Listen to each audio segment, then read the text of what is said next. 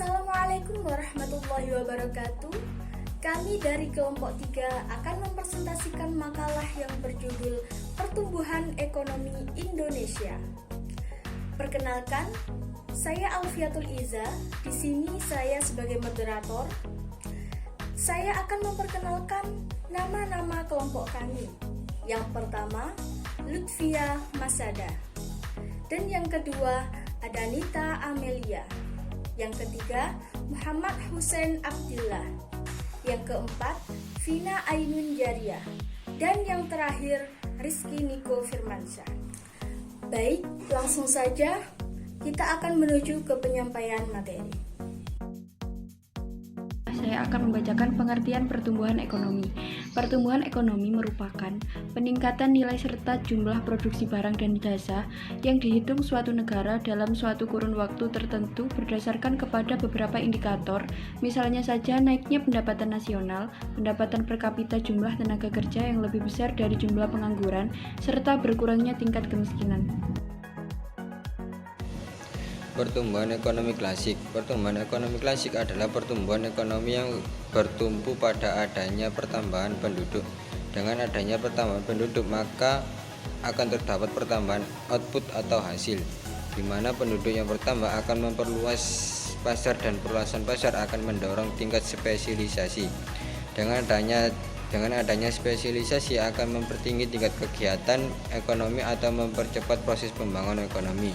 Karena spesialisasi akan mendorong produktivitas tenaga kerja dan mendorong perkembangan teknologi.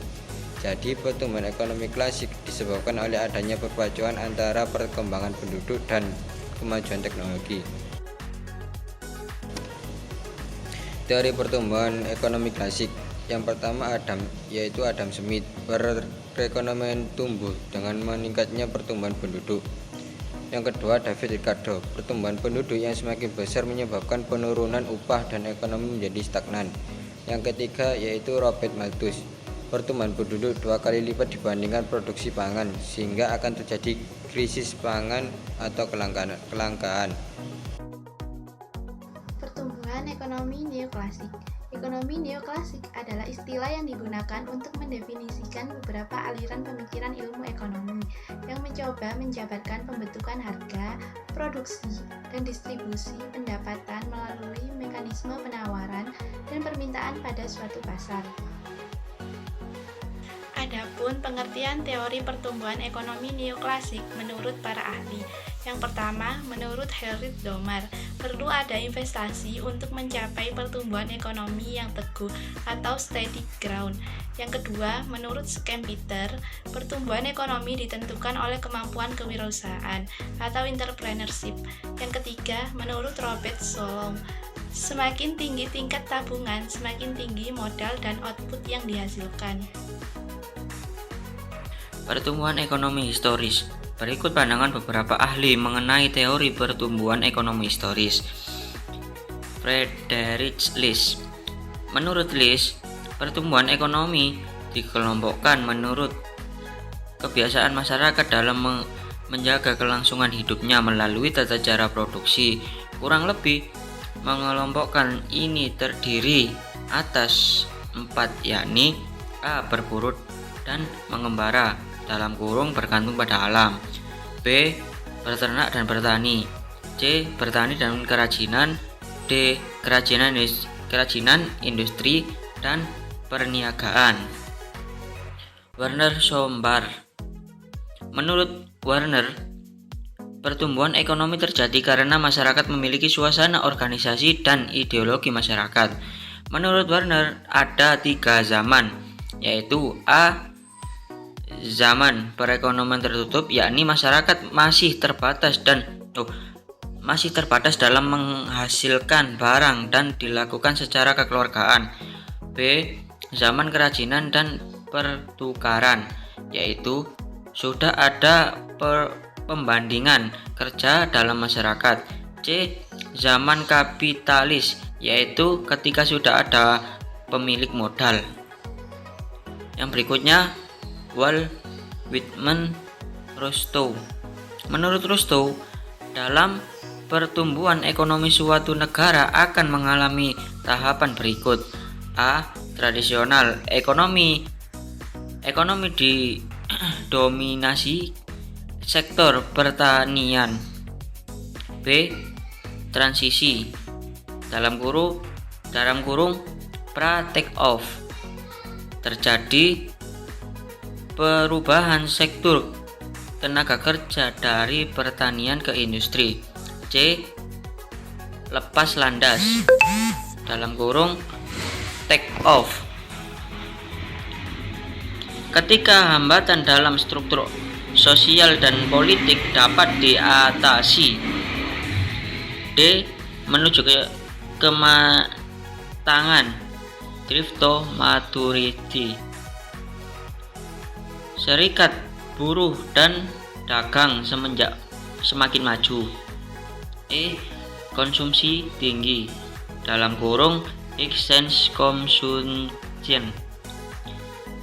Tenaga kerja didominasi tenaga kerja terdidik dan penduduk di kota lebih besar dari desa. Baik, materi selanjutnya yakni faktor-faktor pertumbuhan ekonomi. Yang pertama ada faktor internal. Di dalam faktor internal ada 2 poin. Yang pertama yakni sumber daya alam. Sumber daya alam atau sesuatu yang berasal dari alam, mencakup kesuburan tanah, letak dan susunannya, kekayaan alam, mineral, iklim, sumber air, hingga ke sumber kelautan. Bagi pertumbuhan ekonomi, ketersediaan sumber daya alam yang melimpah sangat baik dalam menunjang pembangunan. Yang kedua, yakni sumber daya manusia. Sumber daya manusia berperan sangat penting dalam pertumbuhan ekonomi. Sumber daya manusia atau biasa disingkat dengan SDM merupakan individu produktif yang berperan sebagai penggerak suatu organisasi, baik dalam perusahaan maupun institusi. Ia berperan sebagai elemen utama organisasi dibandingkan elemen lainnya seperti teknologi maupun modal. Karena manusialah yang kemudian akan mengendalikan faktor lainnya tersebut. Sumber daya manusia sendiri tidak semata-mata dihitung berdasarkan jumlahnya, namun lebih kepada efisiennya. Faktor-faktor pertumbuhan ekonomi di Indonesia. Faktor pertumbuhan ekonomi di Indonesia ada 2, yaitu faktor internal dan faktor eksternal. Faktor eksternal, kondisi perdagangan dan perekonomian regional serta dunia merupakan faktor eksternal yang sangat penting untuk mendukung proses pemulihan ekonomi di Indonesia. Mengapa kondisi perdagangan dan perekonomian regional atau dunia tersebut dinilai penting?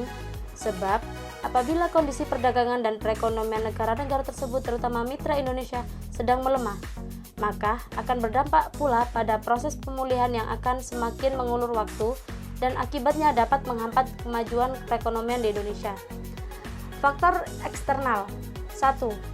Akumulasi modal sumber daya modal. 2. Tenaga manajerial dan organisasi produksi. 3. Teknologi. Dan 4.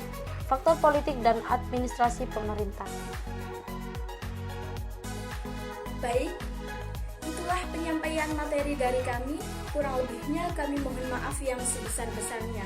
Apabila ada materi yang kurang dipahami, silahkan ditanyakan di forum diskusi yang sudah dibuat. Sekian, wassalamualaikum warahmatullahi wabarakatuh.